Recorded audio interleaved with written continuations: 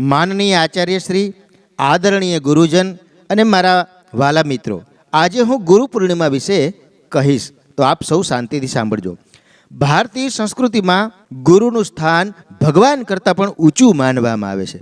એક સુંદર શ્લોકમાં કહેવાયું છે કે ગુરુ બ્રહ્મા, ગુરુ વિષ્ણુ, ગુરુ દેવો મહેશ્વર, ગુરુ સાક્ષાત પરબ્રહ્મ, તસ્મે શ્રી ગુરુવે નમઃ.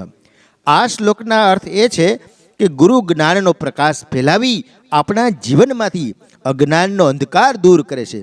ગુરુ પૂર્ણિમાનો પવિત્ર તહેવાર અષાઢ મહિનાની પૂર્ણિમાના દિવસે ઉજવવામાં આવે છે. આ દિવસ મહર્ષિ વેદવ્યાસજીની જન્મ જયંતિ તરીકે પણ ઉજવાય છે. તેમણે વેદોનું વિભાજન કર્યું અને મહાભારત જેવા મહાન ગ્રંથની રચના કરી. તેથી આ દિવસને વ્યાસ પૂર્ણિમા પણ કહેવામાં આવે છે. માતા પિતા આપણા પ્રથમ ગુરુ છે. તેઓ આપણને જીવનના પ્રથમ પાઠ શીખવે છે. શાળામાં શિક્ષકો આપણને માત્ર પુસ્તકોનું જ્ઞાન જ નથી આપતા, પરંતુ સારા સંસ્કાર, શિસ્ત, સમયનું મહત્વ અને જીવનમાં સફળ થવાનો સાચો માર્ગ પણ બતાવે છે. આજે આપણે જે કંઈ પણ શીખીએ છીએ તે આપણા ગુરુઓના ખૂબ મોટો ફાળો છે. તેથી આપણે હંમેશા તેમનો આદર કરવો જોઈએ, તેમની વાત ધ્યાનથી સાંભળવી જોઈએ અને તેમના માર્ગદર્શન પ્રમાણે આગળ વધવું જોઈએ.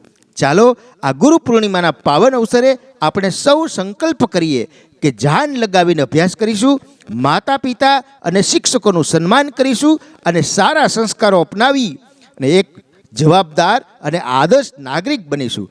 આ શબ્દો સાથે હું મારું વક્તવ્ય પૂર્ણ કરું છું. ધન્યવાદ. જય હિન્દ.